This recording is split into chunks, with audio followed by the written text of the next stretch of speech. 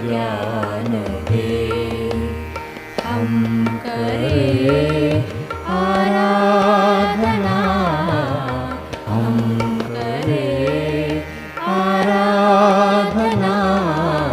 आदरणीय स्वामीजींनी आपल्याला कित्येक वेळा असा अनुभव सांगितलेला की खप्ती बाबा भेटायच्या अगोदर देखील त्यांनी ही उपनिषद, भगवद्गीतेचं शंकर भाष्य आणि आणखीन, कारण ते फार वाचनप्रिय होते, ते सदैव कधी रिकामेच नाही राहिले. पण ते म्हणतात जसे खप्ती बाबा भेटले आणि खप्ती बाबांनी जसं जसं त्यांचं खप्ती बाबांचं सानिध्य वाढलं, आपणा सर्वांना ज्ञात असेल तत्पूर्वी स्वामीजी नाना महाराजांकडे पण होते. कदाचित ती चित्तशुद्धीची वेळ असावी, कदाचित ती सेवेची वेळ असावी, आणि मग खप्ती बाबांकडे आले तर नाना महाराजांनी जसं धुवून पुसून तयार करतात एखादं, तसं स्वामीजींना अगदी तयार करून खप्ती बाबांच्या चरणी, आणि मग स्वामीजींचं जसं एखादं, तसं नेहमी स्वामीजी सांगतात की खप्ती बाबा असं काहीच नव्हते बोलत. आता आपण फार भाग्यवान आहोत की स्वामीजी आपल्याला प्रत्येक गोष्ट फोडन फोड समजावून सांगतात. कुठच्या उपनिषदात काय आहे, कुठच्या ग्रंथात काय आहे, कुठचे गुरु कसे म्हणाले, त्यांचा उद्देश काय, वाच्यार्थ काय, लक्षार्थ काय, या कित्येक गोष्टी. पूर्वी फक्त आपण व्यवहारात रीडिंग बिटवीन द लाईन्स म्हणजे लेखकाचा उद्देश समजणं आणि स्वतःचा शहाणपणा स्वतःला शहाणं समजणं, यालाच आपण रीडिंग बिटवीन द लाईन्स म्हणतो. पण स्वामीजींच्या चरणी आल्यावरती समजलं की reading between the lines is nothing but to understand the basic point of this. आणि तो जसं ते कर्माचं मर्म जाणणं, आणि हे केवळ तो गुरूंचा एकाधिकार आहे. आणि गुरु काय करतात, आपला अहंकाराचा बेचिराग करून टाकतात. अगदी ते मोहेंजोदडो हडप्पा कसं ते बेचिराग झालं, तसं बेचिराग करून टाकतात. हिरोशिमा नागासाकी सारखं अणुबॉम्ब टाकून टाकला. आणि जिथपर्यंत तो तसूभरही शिल्लक आहे तिथपर्यंत काहीच नाही अध्यात्मात. आणि मग ह्या भगवद्गीतेच्या क्लासच्या माध्यमातून आपल्याला सदैव आपली बॅटरी स्वामीजींनी ऑन केली. आता तुम्ही एका क्षणाकरताही प्रस्थानत्रयीच्या दूर नाही. आयदर कोणाला ऐकायचं आहे, आयदर कोणाला समजायचं आहे, आयदर कोणाला बोलायचं आहे, प्रूव्ह करायचंय की मला येईल वाचता, मला ऐकायचं आहे. मायासारख्याला सतत विचार करून काही ना काही चांगल्या पद्धतीने सांगायचा प्रयत्न करायचा आहे. जे मी समजलो, जे काही स्वामीजींच्या कृपेने जे काही थोडंसं वाटतं ते. आणि मग नकळत जो चिंतन मनन निधिध्यासन, जो ज्ञाना, जसं भक्तियोग ज्ञानयोग, ते ज्ञानाचं जे आहे ते चिंतन मनन निधिध्यासन, हे नकळत बेमालूमपणे कधी आपण त्याच्यात प्रवेश करतो हेच समजत नाही. आणि गुरुमार्गाची खरी पर्वणी हीच आहे की काय ठरवून करतो म्हणजे तो शहाणपणाच आहे शेवटी.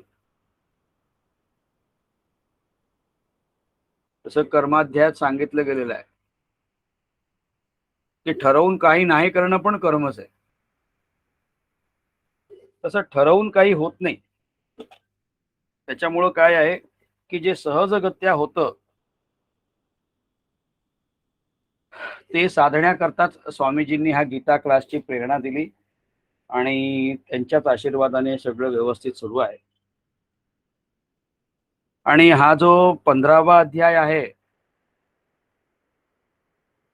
आपल्या ज्या प्री डिटर्मिंड म्हणजे पहिल्यापासून ज्या आपल्या डोक्यात असलेल्या ज्या कल्पना आहेत या जगताबद्दल, या जगन्नाथाबद्दल, त्यांना ठिकाणावर आणायचं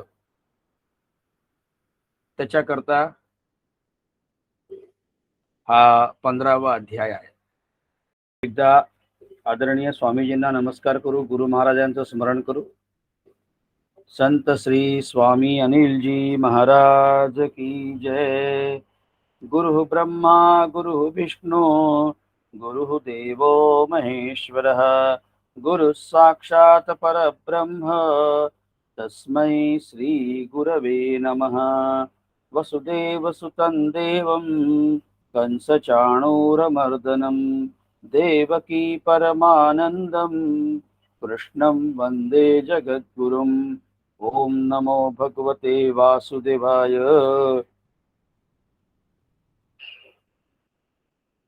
श्रीमद्भगवद्गीतां पंचदशोऽध्यायः.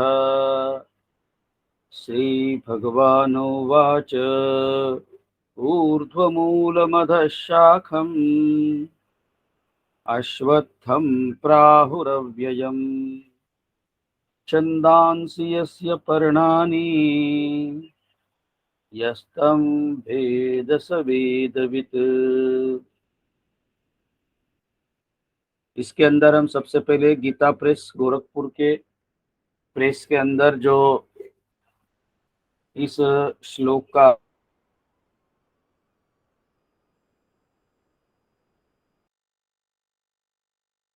अर्थ बताया वो देखेंगे. श्री भगवान बोले, आदि पुरुष परमेश्वर रूप मूल वाले संसार रूप पीपल के वृक्ष को अविनाशी कहते हैं तथा वेद जिसके पत्ते कहे गए हैं उस संसार रूप वृक्ष को जो पुरुष मूल सहित तत्व से जानता है वह वेद के तात्पर्य को जानने वाला है. यहाँ पे इस अध्याय का नाम ही पुरुषोत्तम अध्याय है. तो सबसे पहले यह स्त्री और पुरुष का ये लिंग भेद नहीं है. पुरुषोत्तम मतलब उस परम पिता परमात्मा के आत्म रूप को ही पुरुषोत्तम कहते हैं, जो अनादि है, अनंत है, अविनाशी है, अरूप है, अबाह्य है. उन्हीं का नाम पुरुषोत्तम. कोई भी ये ना सोचे कि केवल पुरुष ही उत्तम हो सकता है, क्योंकि माता के शरीर में भी वही पुरुषोत्तम है. पूसः शयति मतलब हमारे सर के बालों से लेकर के पैरों के नाखून तक यत्र तत्र सर्वत्र परमात्मा ओतप्रोत खचाखच भरा हुआ है. घनदाट जिसे कहेंगे वह परमात्मा का पूर्ण शरीर में. और केवल ये इंसानों के नहीं, जितने भी 84 लाख जीव है उन सब में. तो यहाँ पे हम यह ध्यान रखें. फिर आदि पुरुष परमेश्वर रूप मूल वाले. यहाँ पे हमें यह समझना चाहिए कि आदि पुरुष नारायण वासुदेव भगवान ही नित्य तथा अनंत और सबके आधार होने के कारण और सबसे ऊपर नित्य धाम में. ये नित्य धाम मतलब क्या है? जो ऐसा धाम जो कभी भी विनाश नहीं होता, उसी को नित्य बोलते. बाकी सब हम लोग अनित्य है, क्योंकि जो जो चीजें हमारे इंद्रियों को दिखती है या समझती है वह सब अनित्य है, क्योंकि यद दृष्टम तन नष्टम. ये न्याय से जो जो चीज दिखती है वो नष्ट होती है, होनी ही है उसका. वैसे सबसे ऊपर नित्य धाम में सगुण रूप से वास करने के कारण ऊर्ध्व नाम से कहे गए हैं. देखिए, वैसे भी हम देखते हैं व्यवहार में, झाड़ जो है वो धरती माँ के अंदर उसका बीज रहता है. जब कोई बीज धरती माँ में मिला देते हैं, बीज समाया जाता है, और जब बीज अपने आप को नष्ट कर देता है उसकी मट्टी और पानी के उसके जो भी जरूरतें हैं, फिर खाद डालते हैं, फिर उसके अंदर से वही बीज से एक बड़ा वृक्ष बाहर आता है, और वही पौधे से लेकर के वृक्ष तक की कहानी है। लेकिन यहाँ पे परमात्मा क्या कह रहे हैं अपने को, कि यह ऐसा वृक्ष है जिसका बीज साक्षात परमात्मा रहने के कारण यह, और वह भी सगुण रूप से, क्योंकि स्वामी जी सदैव कहते हैं एको हम बहुश्याम प्रजा ये, परमात्मा अकेले ही है। तो केवल उन्हीं को इच्छा हुई कि यार मैं अकेला हूं तो मैं ही अनेक बन जाता हूं, और वही स्त्री बना, वही पुरुष बना, वही यह 84 लाख योनियां बनी, और वही जितने जीव है, स्थावर जंगम प्राणी जितने हैं, वह सब वही परमात्मा बना। अब परमात्मा ने ये सृष्टि कैसे बनाई, कि वह अपने माया शक्ति से बनाई, और फिर सगुण रूप से वास करने के कारण उसको ऊर्ध्व नाम से, और ऊर्ध्व का जैसे जो सबसे ऊंचे पौधे पर होदे पे होता है, तो उसकी भी कुर्सी सबसे ऊपर होती है। तो परमात्मा परम शक्तिशाली, परम मतलब परमात्मा से और कोई भी शक्तिशाली हो ही नहीं सकता। तो वह परम, इसीलिए उनका ऊर्ध्व भी है। फिर वह मायापति है। देखिए ये सारे विशेषण हैं। माया शब्द बहुत गहन है, हम उसके अंदर न जाए, लेकिन वो मायापति है। अगर जिस किसी को भी यह व्यवहार बहुत सता रहा है, उसके खुद ने बनाए हुए जो पारिवारिक या ऐसे ही जो बंधन हैं, अगर किसी को सता रहे हैं, तो बस गुरु चरण पकड़ लीजिए। तो गुरु चरणों से क्या होगा, क्योंकि एक परमात्मा की, भगवान की सेवा पूजा पाठ करने से क्या होता है कि मायामय फल मिलता है। इस व्यवहार में जो काम आ सकता है, नाम दे सकता है, ऐसा फल भगवान की पूजा सेवा करने से। हाँ, लेकिन इसका फायदा अध्यात्म में यह है कि किसी भी व्यक्ति का चित्त शुद्ध होता है। जैसे आईने पे धूल लगी हो तो हमारी छवि हमको दिख नहीं सकती, तो उसको छवि, आईने को साफ सुथरा करना पड़ता है। वैसे ही हमारे अंदर के चित्त को, मतलब हमारी जो एकाग्रता है, जो हो नहीं सकती, जो हमारा मन इधर उधर भटकता है, उसका चित्त एकाग्र होने में यही भगवान की पूजा पाठ, दान पुण्य, तीर्थ यात्रा, ये सारे चीज काम आते हैं। स्वामी जी यहाँ तक कहते हैं कि हमारे वैदिक सनातन हिंदू धर्म में हर एक चीज का अपना अपना महत्व है। केवल बात यह है कि गौण कौन सा है और प्रधान कौन सा है, किसको कितनी अहमियत हम दे, यह समझना है। नाम से कहे गए सर्वशक्तिमान परमेश्वर ही इस संसार रूप वृक्ष के कारण है। इसीलिए इस संसार वृक्ष को ऊर्ध्व मूल वाला कहा गया है। तो यह संसार वृक्ष को क्या कहा गया, ऊर्ध्व मूल वाला। और हकीकत में क्या होता है, व्यवहार में मूल नीचे होता है, और फिर झाड़ ऊपर होता है, फिर पत्ते, टहनियाँ, फल फूल, ये सब ऊपर होता है। लेकिन यहाँ पे परमात्मा क्या कह रहे हैं भगवान, कि यहाँ पे भगवान ये कहते हैं कि इसका मूल ऊपर है। क्योंकि मूल मतलब क्या, जिसके कारण ये सब होता है। बीज जमीन में अपने आप को जमीन से एकाग्र कर लेता है, तब इतना बड़ा वृक्ष तैयार होता है। वैसे ही यह सब परमात्मा की कृपा ही है ये सब। फिर आगे भगवान बोलते हैं ब्रह्मा रूप मुख्य शाखा वाले। हम सब जानते हैं कि परमात्मा शेष शाह या शेष शयन में समुद्र में सोए हुए हैं, तो उनके नाभि से ब्रह्मा जी का प्रादुर्भाव हुआ है। तो इसीलिए ब्रह्मा रूप शाखा वाले। देखिए शास्त्र की एक और यह महत्वपूर्ण बात है कि जो हमारी धारणा है, वह धारणा तो कभी तोड़ेंगे नहीं शास्त्र वाले, लेकिन फिर आपको सोचने पे, उस पे वो मजबूर करेंगे। ऐसा क्यों है, तो यहाँ पे भगवान क्या बता रहे हैं, उस आदि पुरुष परमेश्वर से उत्पत्ति वाला होने के कारण तथा नित्य धाम से नीचे ब्रह्मलोक में वास करने के कारण हिरण्यगर्भु ब्रह्मा को परमेश्वर की अपेक्षा अधिक कहा गया है, और वही इस संसार का विस्तार करने वाला होने से इसकी मुख्य शाखा है। इसलिए इस संसार वृक्ष को अधः शाखा वाला कहते हैं।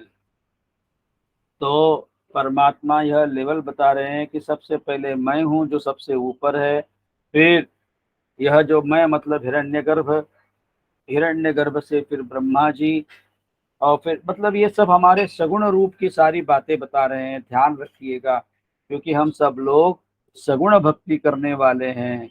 दृश्य रूप की भक्ति हमको जब तक कोई पूजा पाठ तीर्थ यात्रा ऐसे कुछ हाथ से क्रिया न करे तब तक हमें समझ नहीं आता, या फिर हमें वो भाव नहीं आता। फिर जिस संसार रूप पीपल के वृक्ष को अविनाशी कहते हैं, इस वृक्ष का मूल कारण परमात्मा है, और जो मूल कारण की जो विशेष बातें होती है वही उनके कार्य पे भी संलग्नित होती है।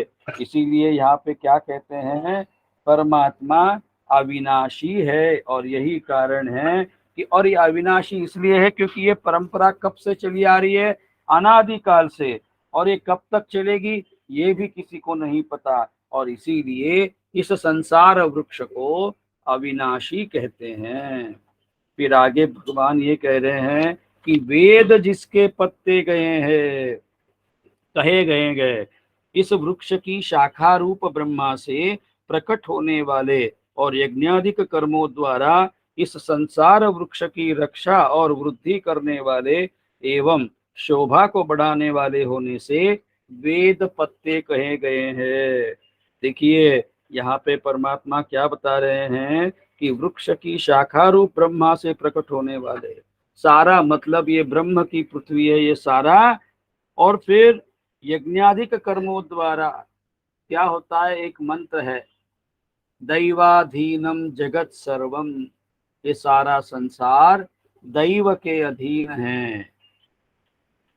फिर आगे बोलते हैं मंत्राधीनम च देवता, देवता किनके अधीन है, तो मंत्रों के, तन मंत्रम ब्राह्मणाधीनम, वह मंत्र जो है ब्राह्मणों के अधीन है, तस्मात् ब्राह्मण देवता, इसीलिए ब्राह्मण देवता है। फिर यहाँ पे क्या कह रहे हैं कि यज्ञाधिक कर्मों द्वारा इस संसार वृक्ष की रक्षा और वृद्धि करने वाले। यहाँ पे पहले तो इतने यज्ञ याग होते थे भारत भूमि में कि सदैव यह आसमान मंत्राग्नि से और पूरा आसमान भारत भूमि का छाया रहता था। अब क्योंकि ऐसा नहीं रहा है, लेकिन पहले से ही जब यज्ञ कहे हैं तो यत ज्ञ, जिससे ज्ञान बढ़ता है वह यज्ञ है, जिससे ज्ञान बढ़ने की साधना होती है उसको यज्ञ कहते हैं।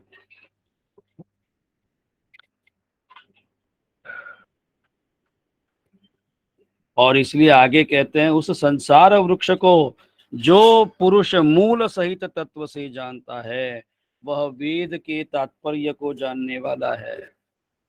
इस संसार वृक्ष को जो मूल सहित जानता है, मतलब जो कर्म का मर्म जानता है, यह सब सृष्टि का मूल अपने गुरु कृपा से जो जानने वाला होता है वही जो है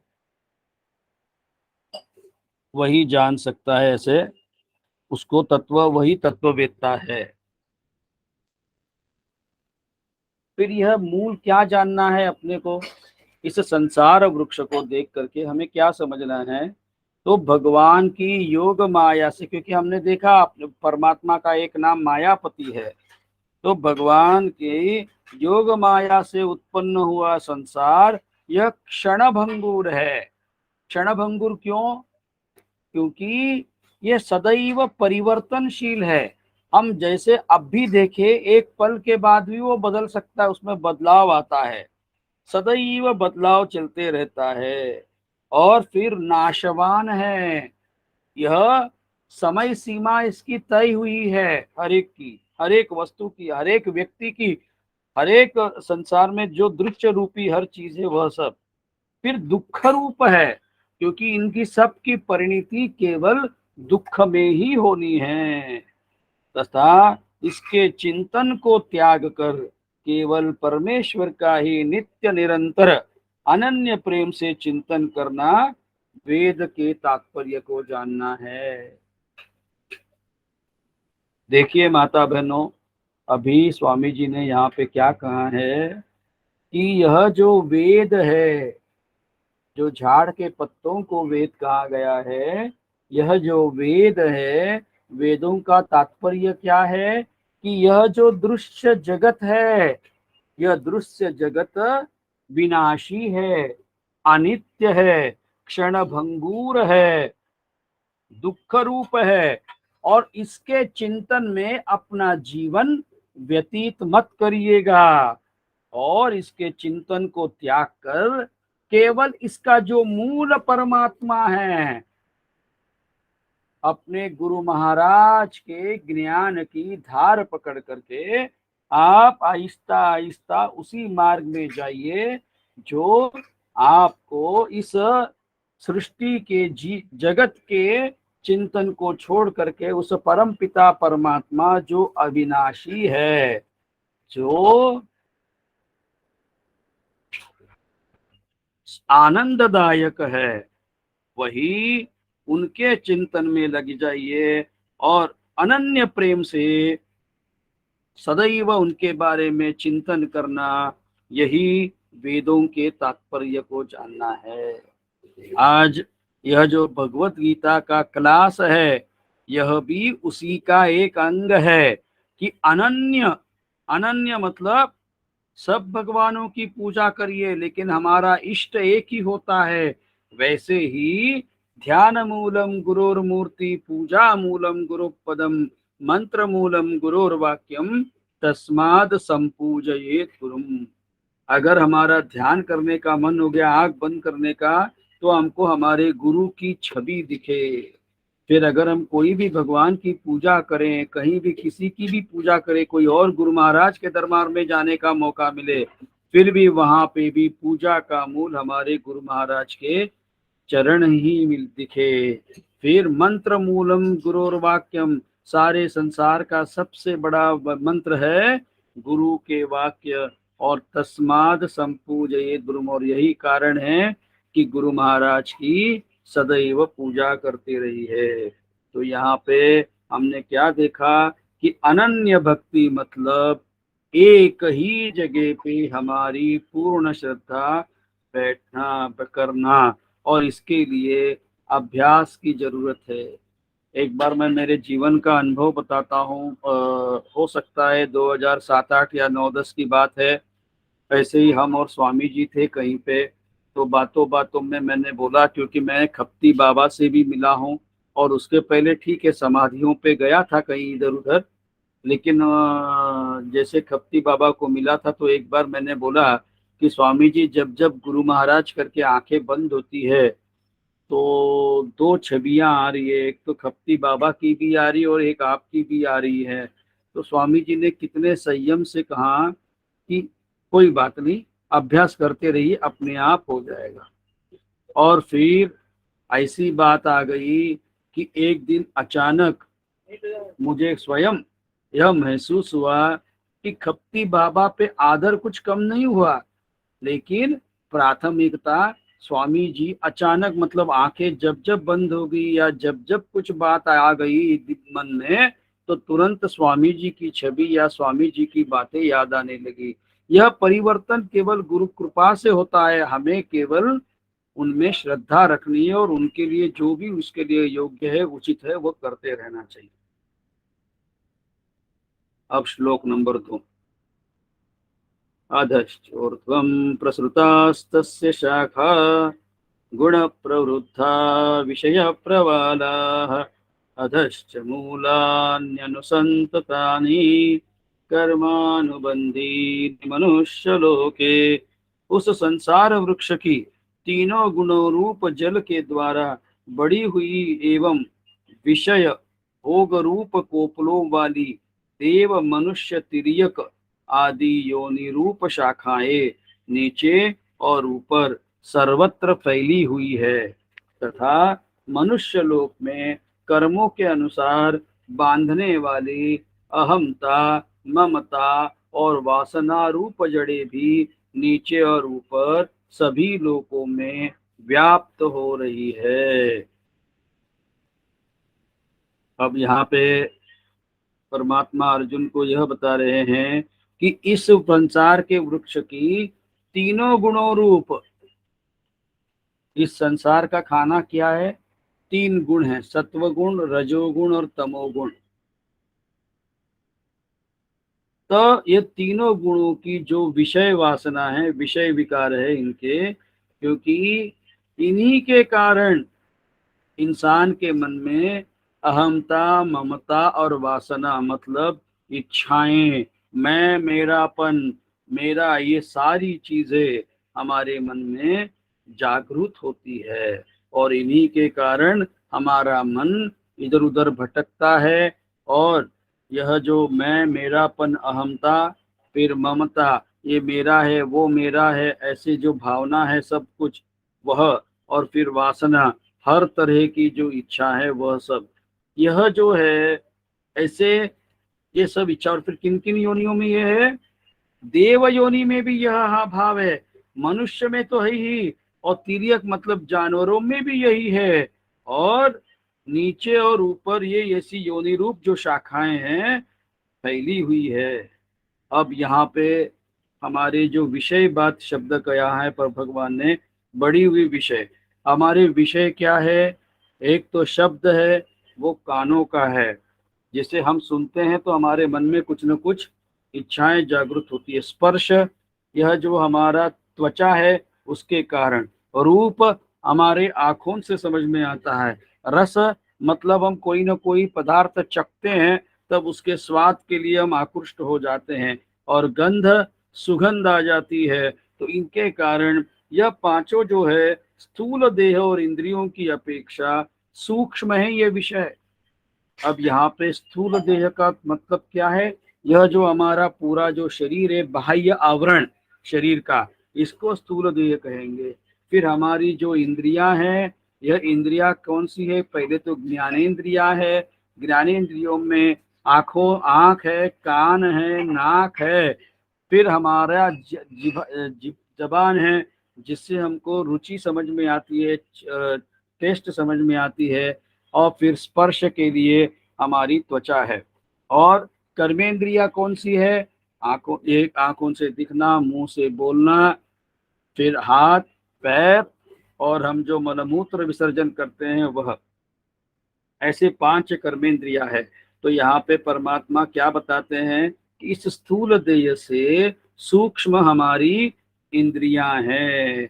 और इंद्रिया को जो है, इसीलिए इंद्रियों को शाखाओं की कोपला, मतलब मेन चीजें जिसके कारण वो केवल हमारे मन में जो इच्छा होती है वो केवल एक्शन करते हैं इंद्रिया, हमारी मन की इच्छा पूरी करने के लिए। स्वामी जी सदैव उदाहरण देते हैं कि जैसे ही मन में कोई विचार आए कि रसगुल्ला किसी के मन में याद आया, तो तुरंत रसगुल्ला के स्वाद से, यूं ही रसगुल्ला है ही नहीं सामने, लेकिन केवल हमको स्मरण हुआ करके हमारा क्या होता है, मुंह में पानी आ जाता है।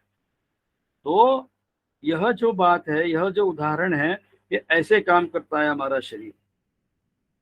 फिर आगे क्या कहते हैं? कोपरों वाली, कट्टे का पढ़, रोज रोज आना नहीं हुआ। देव, मनुष्य और तिर्यक योनि, मुख्य शाखा रूप ब्रह्मा से संपूर्ण लोकों के सहित देव योनि, मनुष्य योनि, तिर्यक योनि, तिर्यक म्हणजे पशु पक्षी ये सब। हाँ, फिर ऐसी उत्पत्ति का आदि अनेक योनियों का विस्तार हुआ है, इसलिए उनकी शाखाओं के रूप में वर्णन किया गया है। और इस लोक में कर्मों के अनुसार बांधने वाली, देखिए हमको आज अगर मैं पंडित जी हूँ, मेरे ऊपर मेरे जो भी आसपास मैं कौन से परिवार में पैदा हुआ, कौन से आर्थिक स्थिति में पैदा हुआ, ये सारी जो चीजें हैं, ये सब मेरे कई जन्मों के कर्मों के कारण, वो कर्म के फल के कारण यह हुआ है। इसीलिए यह जो अहमता, ममता और वासना, यह जो कर्मों के जो अनुसार बांधने वाली कहने के कारण यह है कि अन्य सब योनियों में तो केवल, देखिए कोई कुत्ता है, बिल्ली है, शेर है, कोई भी है, उनके पुरुषार्थ नहीं है, पुरुषार्थ से उनका कुछ और बदलेगा नहीं, उनके पाप पुण्य नहीं है। लेकिन यह मानव योनि में ही, क्योंकि मानव जो है सारा सार विचार करके योग्य या विवेक युक्त निर्णय लेकर के वह आगे बढ़ सकता है। तो वह जब नहीं करता या वो करता है वैसे, तो पुण्य या पाप का भागीदार होता है। बाकी सब योनियों में यह प्रिविलेज नहीं है, यह उनको इतना स्वातंत्र नहीं है कर्मों का या फलों का। अन्य सब योनियों में तो केवल पूर्वकृत कर्मों के फल के भोगने का ही अधिकार है। मनुष्य योनि में ही केवल नवीन कर्म करने का अधिकार है। इसीलिए कर्मों के अनुसार बांधने वाली अहमता, ममता और वासना, जड़े जो है नीचे ऊपर सभी लोगों में व्याप्त है। न रूपमस्येह तथोपलभ्यते, नान्तो न चादिर्न च संप्रतिष्ठा, अश्वत्थमेनं सुविरूढमूलम् असंगशस्त्रेण दृढ़ेन चित्वा। यह श्लोक स्वामी जी को बहुत पसंद है। वैसे जो भी ज्ञानी या ज्ञान के मार्ग में हैं, उनके लिए यह दिशा दर्शक श्लोक है, जो यह बताता है कि इस अभी तक संसार वृक्ष के बारे में हमको बताया गया। भगवान ने पहले 2 श्लोकों में इस संसार वृक्ष के बाह्य रूप की बहुत चर्चा की। फिर यहाँ पे परमात्मा क्या कह रहे हैं, इस संसार वृक्ष का स्वरूप जैसा कहाँ है वैसे यहाँ विचार काल में नहीं पाया जाता।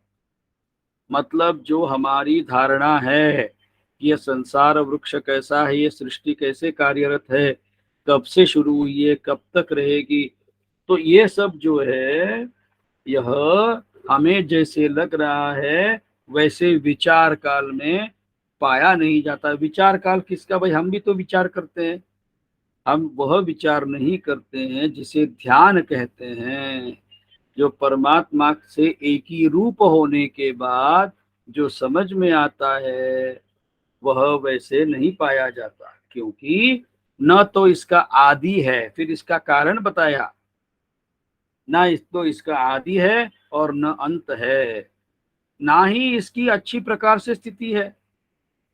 क्योंकि ये कब पर सृष्टि तैयार हुई किसी को नहीं मालूम, ये कभी कभी तक रहेगी ये भी किसी को नहीं मालूम, तथा इसकी क्या अच्छी प्रकार से स्थिति है।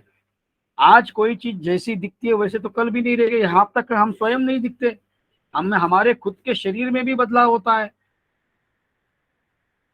तो ऐसा कोई चीज इसका नित्य शाश्वत नहीं है। और इसीलिए इस अहमता, ममता और वासना रूप अति दृढ़ मूलों वाले संसार रूप पीपल के वृक्ष को दृढ़ वैराग्य रूप शस्त्र द्वारा काटिए।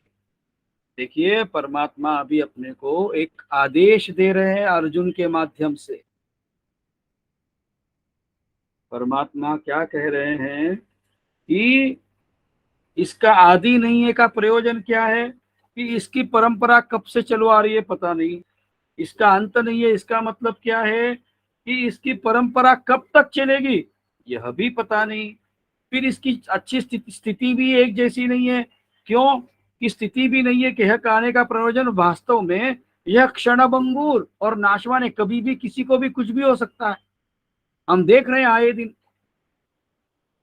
और फिर यहाँ पे भगवान क्या कह रहे हैं, इस अति दृढ़ मूलों वाली और वासना रूप हम सब इस संसार में अटके हुए हैं, लटके हुए हैं।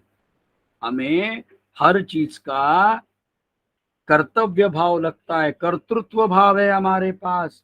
मैं नहीं करूंगा तो कौन करूंगा, ये मैं नहीं रहूंगा तो कैसे होगा। यह जो हमने अपने आप को जो दृढ़ बांध के रखा है, तो यहाँ पे परमात्मा अपने को यह बता रहे हैं कि इस संसार रूपी पीपल के वृक्ष को, पीपल का वृक्ष मतलब संसार, यह एक उन्होंने उदाहरण दिया है। तो इसको कैसे काटे, तो वैराग्य रूप शस्त्र द्वारा। अब वैराग्य रूप शस्त्र मतलब क्या है साहब, ब्रह्मलोक तक के भोग क्षणिक और नाशवान हैं। यहाँ तक कि जब हम कोई भी भोग की बात कहते हैं, भोग मतलब मन में कोई इच्छा हो गई और इस इच्छा पूर्ति का साधन अपने पास में आ गया, तो उस इच्छा पूर्ति के साधन की मदद से इच्छा हमारी पूर्ण करना, उसको भोग कहेंगे। तो ब्रह्मलोक तक के भोग क्षणिक और नाशवान हैं, ऐसा समझकर, मतलब केवल इंसान नहीं, ब्रह्मलोक में भी जो भी भोग ऐसे जो है भोग, वह भी क्षणिक और नाशवान है। इस संसार के समस्त विषय भोगों में सत्ता, सुख, प्रीति और रमणीयता का न भासना, मतलब उसमें ना अच्छा लगे कोई चीज मिली करके सत्ता समझना, ना सुख भी है कुछ पल के लिए है, प्रीति भी ज्यादा रखोगे तो और मन टूटेगा, फिर रमणीयता का, हाँ कितना सुंदर होगा, कितना आह्लाददायक होगा, यह जो सोच करके इंसान, जैसे अभी हमने देखा कि रसगुल्ला की याद करते ही मुंह में पानी याद आया, मुंह में पानी आया, वैसे ही वैसे ऐसा ना भासना। अगर कोई चीज मिले भी, जैसे देखिए संतों महात्माओं को राजाओं ने, महाराजाओं ने इतना सब कुछ दिया, लेकिन वह कभी भी किसी से बंधे नहीं गए। तो यह जो है उसी को वैराग्य रूप शस्त्र से काटना कहते हैं।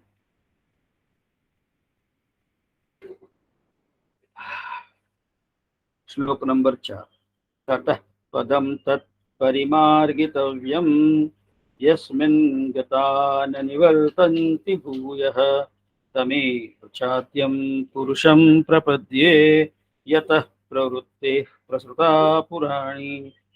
उसके पश्चात उस परम पद रूप परमेश्वर को भली भांति खोजना चाहिए, जिसमें गए हुए पुरुष फिर लौट कर संसार में नहीं आते, और जिस परमेश्वर से इस पुरातन संसार वृक्ष की प्रवृत्ति विस्तार को प्राप्त हुई, उसी आदि पुरुष नारायण के मैं शरण हूँ।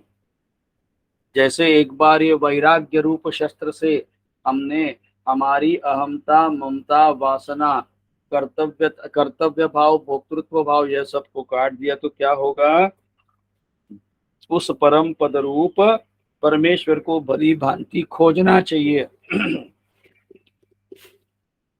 क्या भगवान कोई ऐसी दृश्य वस्तु है जो खोजे तो कहीं पूरा बाबा दुनिया घूम लेते हैं, चलो भगवान मिल जाएंगे कहीं ना कहीं, वैसे नहीं है। क्योंकि तुम पूर्ण परमात्मा, तुम अंतर्यामी, परमात्मा सभी जीवों के अंतर्यामी हैं, और सर्वम खलु इदम ब्रह्मासि, इस न्याय से संसार के हर दृश्य वस्तु में भी वही परमात्मा है। तो हर दृश्य वस्तु में परमात्मा होने के बाद भी हम अंदर क्यों देखें, क्योंकि हर दृश्य वस्तु में जो परमात्मा है, वह उसका हर दृश्य वस्तु का उपादान कारण होने के कारण वह सर्वम खलु इदम ब्रह्मासि है। लेकिन जो परम पिता परमात्मा का मूल रूप आत्म रूपी है, वो कैसा है, जो नित्य है, शुद्ध है, बुद्ध है, मुक्त है।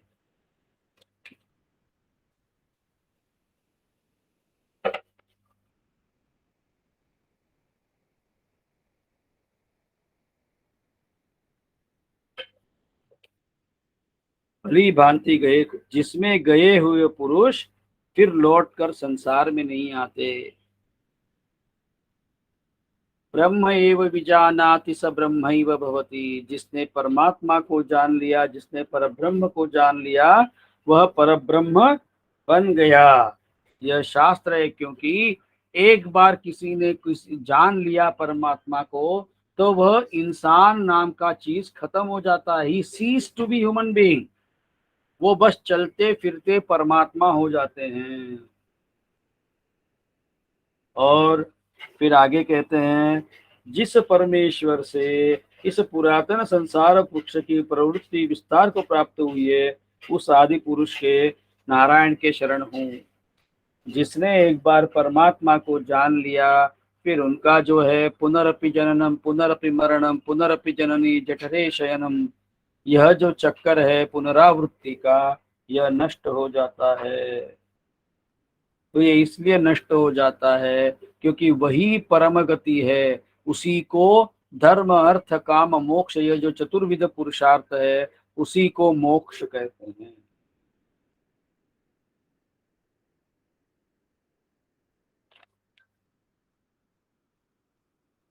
और ऐसे प्रकार का निश्चय करके परमेश्वर का मनन और निधिध्यासन करना चाहिए। जो आज हम थोड़ी देर स्वामी जी की कृपा, गुरु महाराज की कृपा कैसे काम करती है उस पर सोचे थे, तो यही बात है कि हम सबको केवल गीता जयंती के नहीं, 12 महीना अब स्वामी जी ने यह चिंतन मनन निधिध्यासन में इस भगवत गीता के माध्यम से हम सबको लगा दिया है।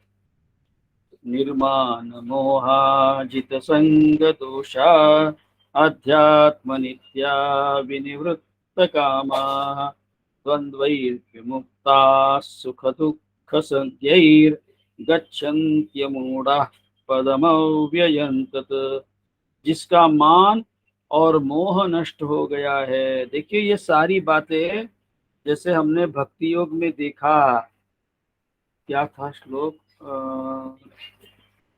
तृणादपि सुनेचेन तरोरपि सहिष्णुना अमानिना मानदेन कीर्तनीयो सदा हरि। यह भक्त की परिभाषा थी, व्याख्या थी।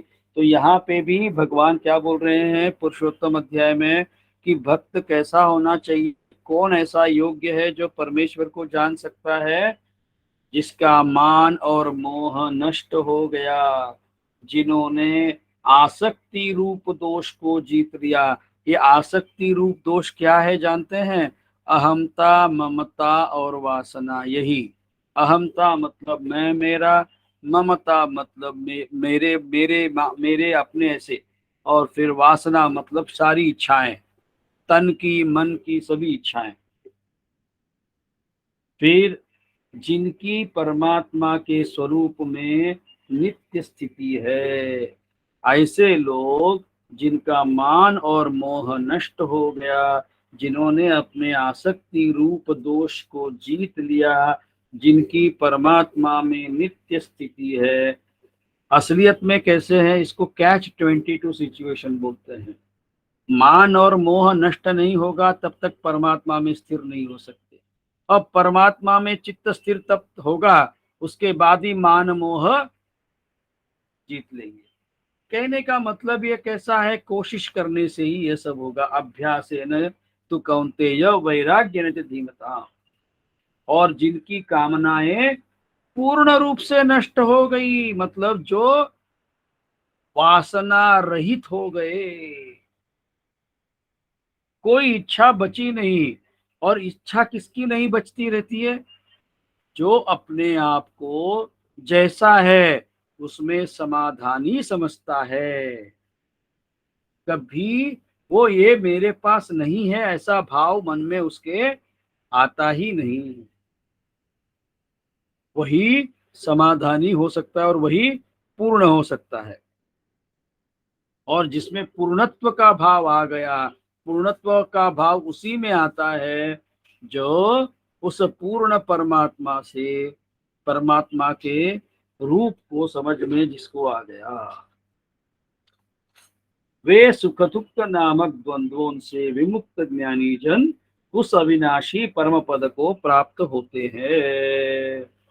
ऐसे जो सुख दुख नामक द्वंद्वों से विमुक्त, कोई चीज अच्छी मन को लगने वाली चीज मिले तो सुखी, नहीं मिली तो दुखी, ऐसे सुख और दुख ये जो भावनाओं से जो आगे चला गया, विमुक्त हो गया, उसी को अविनाशी परम पद को वही प्राप्त होते हैं। न तद्भासयते सूर्यो न शशांको न पावकः यद्गत्वा न निवर्तन्ते तत्धाम परमं मम। जिस परम पद को प्राप्त होकर मनुष्य लौटकर संसार में नहीं आते,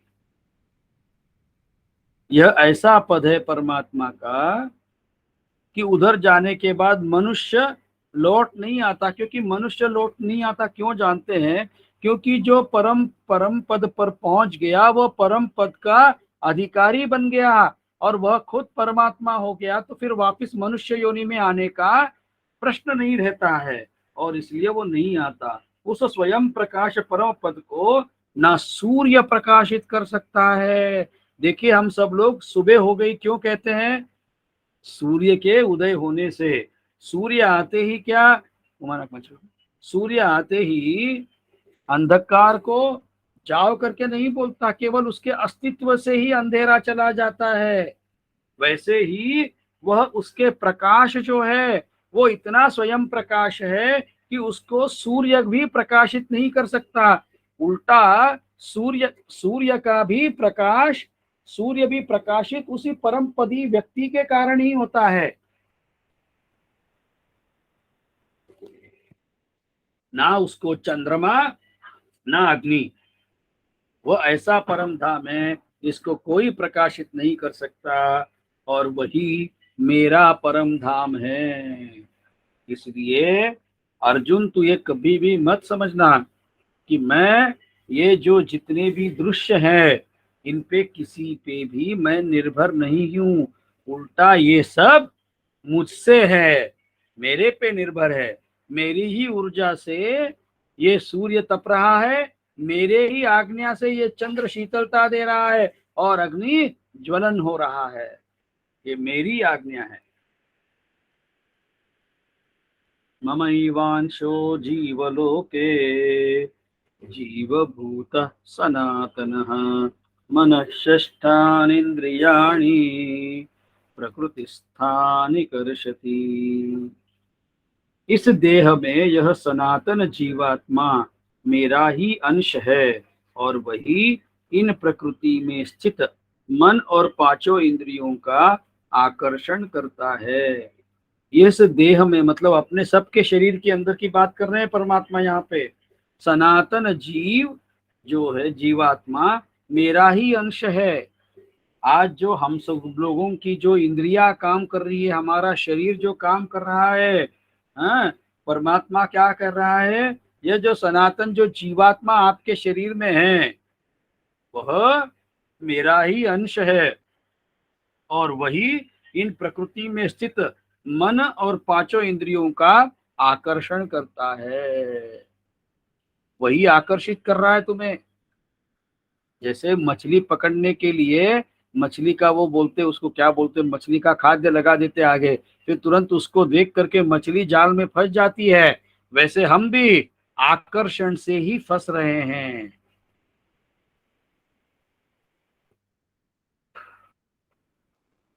यहाँ पे यह जीवात्मा करके परमात्मा ने यह शब्द का वापर किया है। तो ऐसा यह है कि जैसे छोटा सा मटका होता है, मटके को उसको बोलते घटाकाश, वो घट बोलते हैं संस्कृत में। तो उसका घटा का आकाश मतलब खाली जगह, इथर। तो वह जो मठाकाश है, वह मठ जो सॉरी घटाकाश है, घट के अंदर की जो खाली जगह उसको घट का आकाश बोलेंगे। और जो घटाकाश क्या होता है, वह अपने आप को ही घटाकाश समझता है और उसी में खुद संतुष्ट रहता है। वो अपनी सीमा ही नहीं समझता, क्योंकि शास्त्र यह कहता है कि एक तो होता है घटाकाश, दूसरा होता है मठाकाश और तीसरा होता है महदाकाश। महदाकाश मतलब हम अगर खुले मैदान में जाएं तो हमको जो जितना विस्तृत आकाश की व्याप्ति दिखती है इधर, या जिसे हम मराठी में पोकली कहेंगे या खाली जगह कहेंगे, वह जो है वो सारा संसार व्याप्त किया हुआ है। और जो है वही एक जो घट होता है, एक छोटा सा ग्लास होता है, उसके अंदर का जो खाली जगह होता है उसको मठाकाश बोलते। तो वैसे ही हम अपने आप को जीवात्मा कहते हैं। वास्तव में भगवान क्या कह रहे हैं, यह जो तुम जिसे घटाकाश समझते हो, घट समझ रहे हो, वो घट भी, वो अंदर जो जीवात्मा जिसे आकाश समझ रहे हो, वो मैं ही हूँ, वो मेरा ही अंश है। क्योंकि मैं सागर हूँ, मैं सिंधु हूँ, तो तुम बिंदु हो, तुम एक ड्रॉप ऑफ ओशन हो, और मैं पूरा ओशन हूँ। शरीरम यदवाप्नोति यच्चाप्युत्क्रामतीश्वरः गृहीत्वैतानि संयाति वायुर्गंधानि वाशयात्। वायु गंध के स्थान से गंध को जैसे ग्रहण करके ले जाता है, वैसे ही देहादि का स्वामी जीवात्मा भी जिस शरीर का त्याग करता है, उससे इन मन सहित इंद्रियों को ग्रहण करके फिर जिस शरीर को प्राप्त होता है उसमें जाता है। यहाँ पे परमात्मा केवल पुनर्जन्म के बारे में नहीं बता रहे हैं, कैसे वासनाएं एक जीवन से दूसरे जीवन में जाती है। आज फिर इस श्लोक के अंदर परमात्मा यह बता रहे हैं कि हम कौन सी जगह पे पैदा हो, कौन हमारे माता पिता हो, कौन से हमारे कर्म हो, कैसी हमारी आर्थिक स्थिति हो, कैसी हमारी मानसिक स्थिति हो, और ये सारी चीजें जो है ये किससे निर्भर होती है। जैसे कोई व्यक्ति जब गुजर जाता है तो उसके अंदर जो मेरा जीवात्मा बसा है, वह जीवात्मा उसके मन तथा इंद्रियों के साथ लेकर के दूसरे जीव में ताबड़तोड़ चला जाता है। अपने उसके कर्म के अनुसार उसको 84 लाख योनियों में जो योनि मिलेगी उसमें उसका वो बीज रूप होकर के चला जाता है, समयानुसार वो वापिस जन्म लेता है। ये कैसे होता है, जैसे कोई चंदन का झाड़ है जंगल में, तो जैसे ही पवन आएगी उस तरफ से दिशा में, वैसे वो चंदन की खुशबू सब और लेके जाएगी। वैसे ही यह जीवात्मा शरीर छोड़ते हुए को वासना सहित मन को कोई और जगह पे जाता है। इसीलिए इस जन्म में हम जो भी कर रहे हैं ये सब अपने को आगे जाकर के या सुख अनुभव करना पड़ेगा या भोगना पड़ेगा।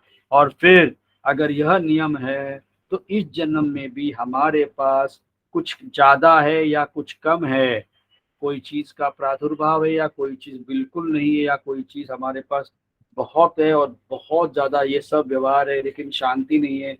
इसके कारण केवल हमारे कर्म हैं, ना हमारी पत्नी है, ना हमारे पति है, ना हमारे माता पिता है, ना हमारी जात है, ना हमारा धर्म है, ना कोई समाज है, केवल हम स्वयं हैं। इसीलिए कबीरदास जी कहते हैं, बुरा जो खोजन मैं चला, बुरा न मिलिए कोई, जो आपन दिल खोजा हमसे बुरा न कोई। किसी और को आज के बाद, तो स्वामी जी के चरणों में आने के बाद, किसी और को इल्जाम मत दीजिए कि मेरे सुख का या दुख का कारण ये है। सुख का कारण जरूर बोलिएगा क्योंकि वो कृतज्ञता होती है, बाकी दुख के कारण किसी और को मत बोलिए। हमने किए हुए कर्म को हम अनुभव भोगने आए हैं, सजा भुगतने आए हैं, ये ध्यान रखें।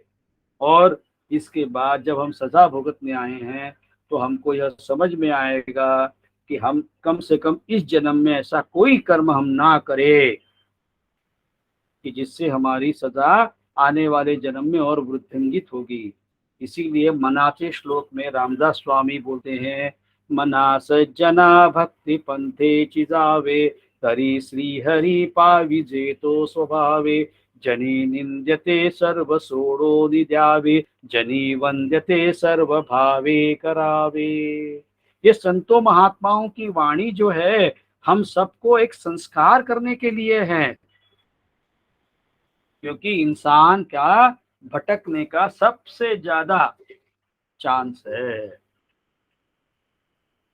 श्रोत्रम चक्षुस्पर्शनं च रसनं घ्राणमेव च अधिष्ठाय मनश्चायं विषयानुपसेवते। यह जीवात्मा श्रोत्र, चक्षु और त्वचा को तथा रसना, घ्राण और मन को आश्रय करते करके अर्थात इन सब के सहारे से ही विषयों का सेवन करते हैं।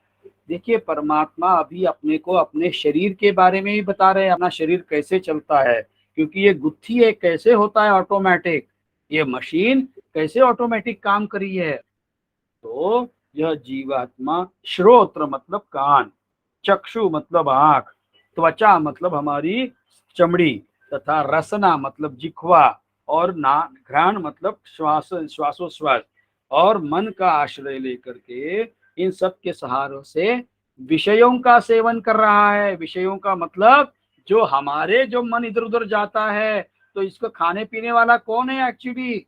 वही जीवात्मा है, जिसे हमने घटाकाश कहा है, उस घटाकाश तक उसको सीमित कर दिया है हमने। हम आते आहिस्ता आहिस्ता घटाकाश के बारे में।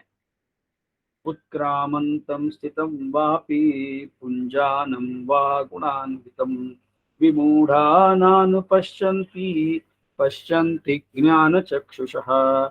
शरीर को छोड़कर जाते हुए को अथवा शरीर में स्थित हुए को अथवा विषयों को भोगते हुए को, इस प्रकार तीनों गुणों से युक्त हुए को भी अज्ञानी जन नहीं जानते। केवल ज्ञान रूप नेत्रों वाले विवेकशील ज्ञानी ही तत्व से जानते हैं। कोई व्यक्ति जब गुजर जाता है, तो गुजर जाता है मतलब क्या साहब? शरीर तो उसका हमारे सामने रहता है। जो आज तक व्यक्ति का नाम था तुरंत वो बॉडी हो जाता है। और फिर क्या बोलते हैं, उस जो छोड़ के शरीर को जो छोड़ा, जिसके कारण वो शरीर था वो बॉडी बन गया। फिर जो जीवित लोग हैं, आप और हम, तो हमारे अंदर भी वही स्थिति है। फिर तीसरी बात, तीसरा कौन है? जो विषयों को भोग रहा है। जैसे अभी मैं बोल रहा हूं, अगर इस बोलने का अभिमान मैं बोलूं कि मैं बोल रहा हूं, क्या मैं बोल सकता हूं क्या? अब भी हमने देखा कि वह परम पद कैसा है, जिसको सूर्य भी जिसको उजाला नहीं दे सकता, जिसको चंद्रमा ना अग्नि, ये कोई जिसको तपा नहीं सकते, वो ऐसा परम पद है। तो क्या मैं बोल सकता हूं, मैं कर सकता हूं? तो यहाँ पे परमात्मा क्या बोल रहे हैं कि यह जो अज्ञानी लोग हैं आपके हमारे जैसे, यह लोग समझते हैं, वो उसको जान नहीं पाते, क्योंकि वो सोच ही नहीं रहे। क्योंकि उनमें अहमता, ममता, वासना रूपी जड़ें इतनी मजबूत है कि वह खुद को कर्तृत्ववान समझ रहे हैं। खुद ही के कारण ये सब हो रहा है, ये समझ रहे हैं वो। और खुद कर्ता बनते हैं, और फिर कर्ता होने के कारण फिर भोक्ता भी बन जाते हैं, और फिर कर्ता और भोक्ता बनने के कारण पाप और पुण्य के भागीदार होते हैं। और पाप और पुण्य के भागीदार होने से क्या होता है? पुनरपि जननम पुनरपि मरणम पुनरपि जननी जठरे शयनम। वापिस जन्म, वापिस मरण, वापिस जन्म, वापिस मरण, यही सब चक्कर चलता रहेगा। इसीलिए ऐसे लोगों को अज्ञानी कहा है।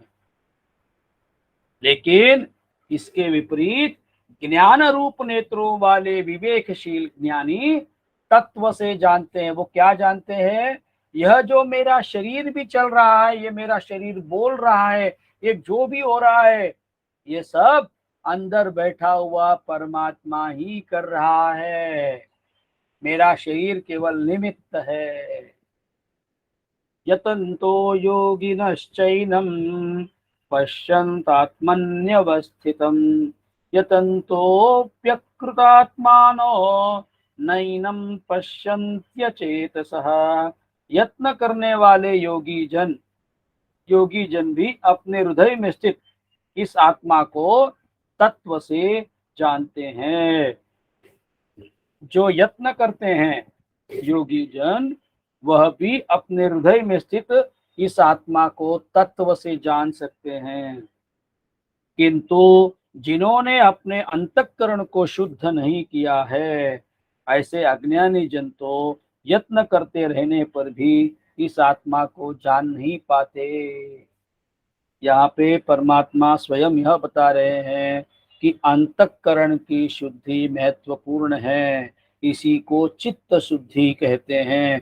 इसीलिए आदरणीय स्वामी जी अपने को सदैव यह बताते हैं कि जो भी हमारे कुल धर्म है, जाति का धर्म है, हमारे जो धार्मिक जो चीजें हैं, वो कोई भी चीजें, कोई हर एक चीज का एक कारण है, मूल्य है, और किसी को उसका रोकिए मत, क्योंकि उसी से परमात्मा की कृपा से हमारी चित्त शुद्ध होने में मददगार साबित होगी, और चित्त शुद्ध होगा फिर उसको हर चीज समझ में आने लगेगी, और फिर ऐसा जो योगी होगा वह ही उसी वक्त जिसने अंतःकरण को शुद्ध किया वही आत्म तत्व को जान सकता है।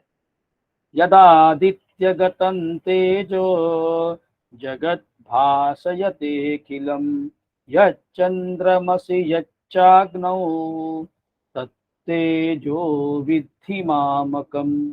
सूर्य में स्थित जो तेज संपूर्ण जगत को प्रकाशित करता है, तथा जो तेज चंद्रमा में है और जो अग्नि में है, उसको तू मेरा ही तेज जान। अब देखिए परमात्मा अपनी विभूति, अपना विस्तार बता रहे हैं, अपनी शक्ति बता रहे हैं। परमात्मा क्या बता रहे हैं कि यह जो सूर्य है, एक ही सूर्य है, ये सारे संसार को, संपूर्ण जगत को प्रकाशित कर रहा है, और जो तेज चंद्रमा का है और जो अग्नि का तेज है, वह सब तुम मेरा ही जान तेज। अब आप जरा यह अपने जैसे साधकों को सोचने का विचार है कि जब सूर्य की शक्ति भी मेरी शक्ति परमात्मा बता रहे हैं, चंद्र का शीतलता और तेज भी, और अग्नि का भी, तो हम और आप मैं मेरा कैसे बोल सकते हैं? और मैं मेरा यही बोल बोल करके हमारे कितने जन्म हुए हैं। कम से कम अब आदरणीय स्वामी जी के चरणों में आने के बाद कम से कम मैं और मेरा, ठीक है व्यवहार के तौर पर कोई जवाब देना हो या कोई चीज बोलनी समझनी हो तो अलग बात, बाकी सदैव यह धारणा सदगुरु स्वामी अनिल जी की कृपा से सदैव रहे कि ना मैं करता हूँ ना मैं भोगता हूँ, यह सदैव भावना बनाई रखे। गामाविश्य च भूतानि धारयाम्यहमोजसा, पुष्णामि चौषधिः सर्वाः सोमो भूत्वा रसात्मकः। और मैं ही पृथ्वी में प्रवेश करके अपनी शक्ति से सब भूतों को धारण करता हूँ। अब परमात्मा अपने और एक शक्ति की बात बता रहे हैं कि यह जो, क्योंकि पृथ्वी को ध्रुति कहते हैं, ध्रुति मतलब जो सबको धारण करती है, जो झेलती है, जो सबको उठाती है। तो परमात्मा बता रहे हैं कि यह जो पृथ्वी अपनी शक्ति, मैं ही जो पृथ्वी को जो धारणा शक्ति देता हूँ, जो सब भूत धारण हो रहे हैं, और रस स्वरूप अर्थात अमृतमय चंद्रमा होकर संपूर्ण औषधियों को अर्थात वनस्पतियों को पुष्ट करता हूँ। आप सब लोग जो भी गांव खेड़े से जानते हो या जिनको ये वनस्पति के बारे में मालूम है, तो यह समझ सबको जानते ही होंगे कि रात के दौरान ही ये वृक्ष बढ़ते हैं, वनस्पतियां बढ़ती है, और जब छोटे होते हैं तो बहुत महसूस होता है। वो खेती करने वाले किसान तो और ज्यादा महसूस करते होंगे। तो वैसे यहाँ पे परमात्मा क्या बता रहे हैं कि रस स्वरूप तथा अमृतमय चंद्रमा होकर, अमृत की वर्षा जैसे चंद्रमा करते हैं, वैसे संपूर्ण औषधियों को अर्थात वनस्पतियों को, जो हमारे खाना पीने के जो सामग्री है, वह भी मेरे कारण हो रही है। अब बातें बताई परमात्मा ने समष्टि की, समष्टि मतलब समाज की, बाहर हमारे दृश्य दुनिया की। अब परमात्मा आ रहे हैं अपने अंतर रूप में, अपने शरीर के अंदर के बारे में। परमात्मा क्या बोल रहे हैं अहम वैश्वानरो भूत्वा प्राणिनां देहमाश्रितः प्राणापान समायुक्त पचाम्यन्नं चतुर्विधम्। मैं ही सब प्राणियों के शरीर में स्थित रहने वाला प्राण और अपान से संयुक्त वैश्वानर अग्निरूप होकर चार प्रकार के अन्न को पचाता हूँ। अब देखिए, प्राण मतलब सांस लेना, श्वास, और उच्छ्वास मतलब श्वास छोड़ना, अपान। तो यहाँ पे परमात्मा क्या बोल रहे हैं कि सब प्राणियों के शरीर में स्थित रहने वाला प्राण और अपान मैं ही हूँ, और वैश्वानर रूप अग्नि बन करके चार प्रकार के अन्न मैं ही पचाता हूँ। तो हम जो लगता है ना ये ऑटोमेटिक शरीर कैसे चल रहा है करके, एक तो चार प्रकार के अन्न कौन से हैं जो चबाकर खाते हैं उसको भक्ष्य बोलते हैं, जैसे रोटी वगैरह। जो भोज्य है, मतलब रोटी वगैरह हम चबा के खाते हैं फिर निगल जाते हैं, जो निगल जाते हैं डायरेक्ट, वो भोज्य बोलते हैं। फिर जो चोष्य कहते हैं, लेह्य, लेह्य मतलब दूध जैसे पीना है। और फिर जो चाटा जाता है, चटनी वगैरह। तो ऐसे चारों किस्म के जो पदार्थ है वह हजम करने की जो हजम जो होते हैं वह मेरे कारण ही अग्नि रूप वैश्वानर रूप अग्नि मैं ही हूँ, और मैं ही चार प्रकार के अन्न को पचाता हूँ। मतलब बोलने वाला वही, खाने वाला वही, पचाने वाला भी वही, बनाने वाला भी वही, होता सब उसी की कृपा से है। और खाम खा, जैसे बोलते हैं बेगाने शादी में अब्दुल्ला दीवाना, हम करते कि मैंने किया, मेरी वजह से हुआ, हम मैं हम फंसते हैं। सर्वस्य चाहं हृदि सन्निविष्टो मत्तः स्मृतिर्ज्ञानमपोहनं च वेदैश्च सर्वैरहमेव वेद्यो वेदांतकृद् वेद विदेव चाहम्। मैं ही सब प्राणियों के हृदय में अंतर्यामी रूप से स्थित हूँ। अब यहाँ पे परमात्मा ने पहले अपने बारे में बताया, व्यक्ति के बारे में, अब सारे सृष्टि के बारे में, सारे समष्टि के बारे में बता रहे हैं कि मैं सब प्राणियों के हृदय में अंतर्यामी रूप से स्थित हूँ तथा मुझसे ही स्मृति, ज्ञान और अपोहन होता है। स्मृति मतलब हमको पिछली बातें याद आना, फिर ज्ञान मतलब कोई चीज के बारे में समझ में आ जाना, जो चीज के बारे में नहीं मालूम होता है तो उसके बारे में। और जो अपोहन मतलब हमारे मन में जो संशय होते हैं, तो उन संशयों को हटाने का नाम संशय निवृत्ति होती है कोई चीज का ज्ञान होने से। और सब वेदों द्वारा मैं ही जानने के योग्य हूँ, मतलब वेदों का कारण क्या है, तो परम पिता परमात्मा को जानना ही वेदों का कारण है। वेद केवल इसलिए बने हैं कि परम पिता परमात्मा को मानव समाज जान ले, तथा वेदांत का कर्ता और वेदों का जानने वाला भी मैं हूँ। यहाँ पे क्योंकि हमारे वेदों को अपौरुषेय कहते हैं, मतलब कोई जीवित व्यक्ति नहीं बना सकता इसको। अपौरुषेय का तात्पर्य कोई जीवित व्यक्ति नहीं कर सकता, केवल जो ऐसे ध्यान की अवस्था में परमात्मा की कृपा से जो उसके मुख से निकले, जो उसके कलम से लिखे, वही वेद बन जाते हैं। इसीलिए संतों महात्माओं के उनकी कृति को अभंग कहते हैं, वो कभी भंग नहीं हो सकते। जो अभंग होते हैं वही अपौरुषेय कहलाते हैं। और ये वेद भी जो है एक अभंग है, इनका भंग कोई नहीं कर सकता।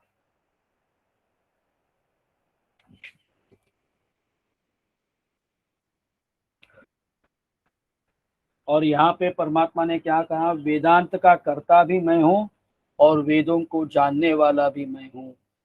अब जो कर्ता है वो जानने की नौबत क्यों आ गई भाई? क्योंकि यह जो जीवात्मा के रूप में हम सब लोगों के अंदर है, वह अहमता, ममता और वासना रूपी जड़ों में वह फंस करके कर्तृत्व भाव और भोक्तृत्व भाव के कारण उसके मन में क्या हो गया, तीन इच्छाएं पैदा हुई। एक तो पुत्रेषणा, मतलब संतान के लिए मेरी कर्तव्य, मेरी जवाबदारी। लोकैषणा, लोगों के लिए, लोगों में लोग क्या कहेंगे, ऐसा होगा वैसे होगा, अच्छा दिखना चाहिए, पुत्रेषणा लोकेषणा। और तीसरा है वित्तेषणा, मन की इच्छाएं। ऐसी कई इच्छाएं, केवल पैसा ही नहीं, पैसा है, प्रॉपर्टी है, नाम है, ये सब व्यवहारिक जितनी भी ये ऐषणाएं हैं, यह ऐषणाओं के, अपने आप को ऐषणाओं के जाल में अहमता ममता वासना रूपी जड़ों के कारण फंसाने के कारण क्या हो गया, वह जो सिंधु था, वह सागर था, वह बिंदु के रूप में हो गया, वो सीमित हो गया, अपने आप को समझ गया वो। इसीलिए यहाँ पे एक बात आती है, देहो देवालय प्रोक्तो जीवो देव सनातनः। इस देह को देवालय समझो, और यह जो जीव है जिसको आपने सीमित बना के रखा है, जैसे घटाकाश के जैसे समझ के रखा है, छोटा सा मटका, और उसके अंदर के आकाश को अपने आप को समझ रहे हो, वैसे नहीं है। जीव जो है ये सनातन में देव ही था। त्यजेत अज्ञान निर्माल्यम, अपने आप को भगवान से निकाला हुआ फूल मत समझो। सोहम भावेन पूजय, तुम वही हो, यह समझ करके परमात्मा की सेवा करना। सार यह है कि जानने की क्रिया भी उसी के कारण होती है। हमारी बुद्धि भी अगर चलती है तो गुरु महाराज की कृपा से, गुरु महाराज के सानिध्य से हमारी बुद्धि न मालूम अचानक ऐसे ऑन अ फाइन डे अपने को समझ में आता है कि हमको ये अभी समझ में आ रहा है, क्योंकि बुद्धि सूक्ष्म होती है। और सूक्ष्म होने का भी क्रेडिट हम ना ले, वो समझना भी वही उसी के कारण हो रहा है। स्वाविमौ पुरुषौ लोके क्षरश्चाक्षर एव च, क्षर सर्वाणि भूतानि कूटस्थोक्षर उच्यते। इस संसार में नाशवान और अविनाशी भी, ये दो प्रकार के पुरुष है। इस संसार में दो प्रकार के पुरुष है, भगवान बता रहे हैं। क्या बता रहे हैं? एक तो नाशवान है और दूसरे अविनाशी। नाशवान क्या है? तो हमारा यह स्थूल देह। और अविनाशी क्या है? जो वो जीव है जो कैरी फॉरवर्ड हो रहा है, आगे जा रहा है। कब तक जाएगा आगे? जैसे वो बैटन देते हैं ना, रिले रिले रन रेस में, एक के बाद एक दौड़ता है, फिर हाथ में वो बैटन होता है, लकड़ी छोटी सी होती है वो। तो वो बैटन जैसे ही हमारे एक जीवन से दूसरे जीवन तक वो बैटन आगे जाते रहता है। कब तक जाएगा ये? जब तक हम गुरु महाराज की कृपा से परम पिता परमेश्वर को जान नहीं लेते। तो अविनाशी कौन है? वह जीवात्मा, वही परमात्मा है। और नाशवान क्या है? हमारा शरीर है, जो ये स्थूल देह है, जिसे हम समझ रहे हैं। मैं मतलब हमारे स्थूल देह को ही समझते हैं हम। फिर यहाँ पे परमात्मा एक और बात कही है, उत्तम पुरुषस्त्वन्य परमात्मेत्युदारुतः यो लोकत्रयमाविश्य बिभर्त्य व्यय ईश्वरः। इन दोनों से उत्तम पुरुष तो अन्य ही है, जो तीनों लोकों में प्रवेश करके सबका धारण पोषण करता है। एवं अविनाशी परमेश्वर और परमात्मा इस प्रकार कहा गया है। अब हमने अभी दो बातों की बात देखी, एक है हमारा शरीर, दूसरा है शरीरी जो जीवात्मा। फिर तीसरे क्या बोलते हैं परमात्मा, यहाँ पे क्या बोल रहे हैं? इन दोनों से तो उत्तम तो और तीसरा ही है। और वो कौन है? जो तीनों लोकों में प्रवेश करके सबका धारण पोषण करता है। वो कौन है? वही परमपिता परमात्मा है। और वह अविनाशी परमेश्वर परमात्मा, मतलब निर्गुण निराकार परमात्मा जो है, उसको वह कहा गया है। यही बात 18वें अध्याय में स्वामी जी सदैव इस बात का उदाहरण देते हैं कि अर्जुन के मुख से बताते हैं, नष्टो मोहो स्मृतिर्लब्ध्वा, मेरा मोह नष्ट हो गया है परमात्मा आपकी कृपा से, और मेरे को स्मृति आ गई। स्मृति मतलब मेरे को याद आ गया कि मैं कौन हूँ। मैं यह जो सीमित कर्तृत्व भोक्तृत्व भाव वाला जीव नहीं हूँ, मैं हूँ निस्सीम परमात्मा। यह उसको सब याद आया। वही कौन है वो, जो तीनों लोकों में प्रवेश करके सबका धारण पोषण करता है। और ऐसा जो अविनाशी परमेश्वर परमात्मा है उसको कहा गया है। और यही पुरुषोत्तम अध्याय है।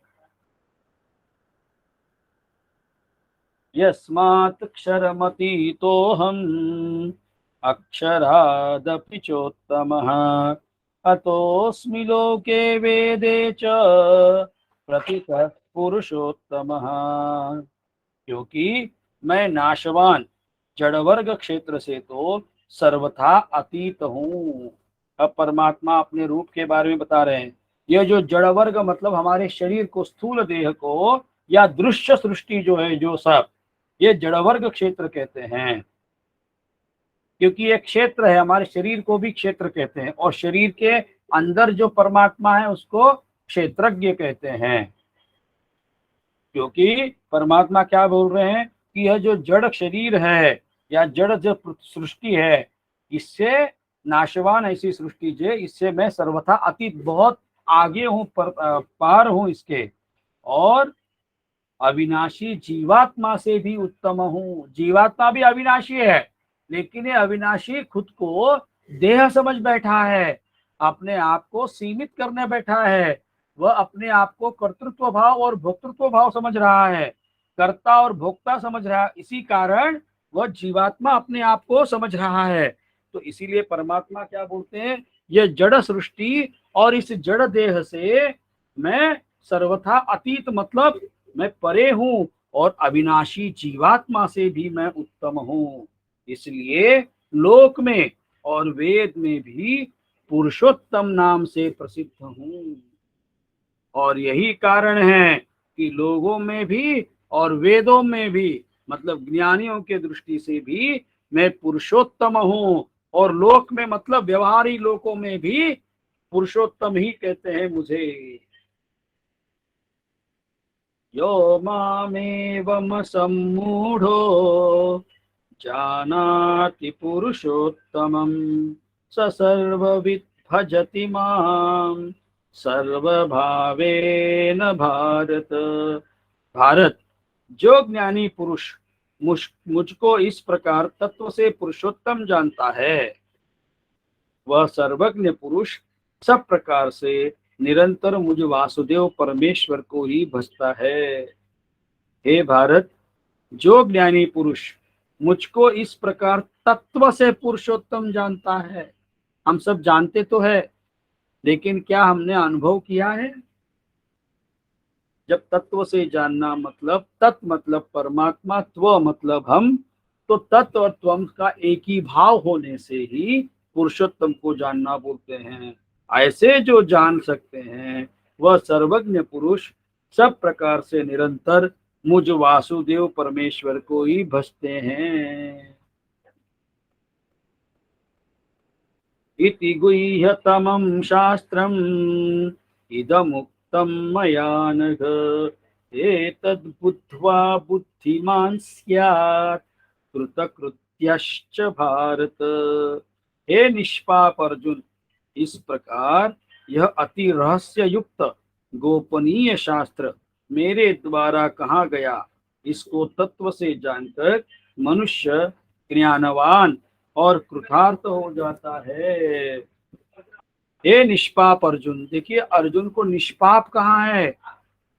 जब सद्गुरु सतशिष्य के बारे में बात कर रहे हैं तो अपने को भी क्या करना पड़ेगा, अपने को भी विषय विकार मिटाओ पाप हरो देवा, श्रद्धा भक्ति बढ़ाओ संतन की सेवा। संतों की सेवा करने से ही, श्रद्धा भक्ति रखने से ही विषय विकार मिटेंगे। तब हम क्या होंगे, हम भी निष्पाप होंगे। यहाँ पे अर्जुन को परमात्मा क्या बता रहे हैं कि हे निष्पाप अर्जुन, इस प्रकार यह अति रहस्य युक्त गोपनीय शास्त्र मैंने जो कहा है, इसको तत्व से जानकर मनुष्य ज्ञानवान हो जाता है और जीवन उसका कृतार्थ होता है, मनुष्य जीवन कृतार्थ हो जाता है।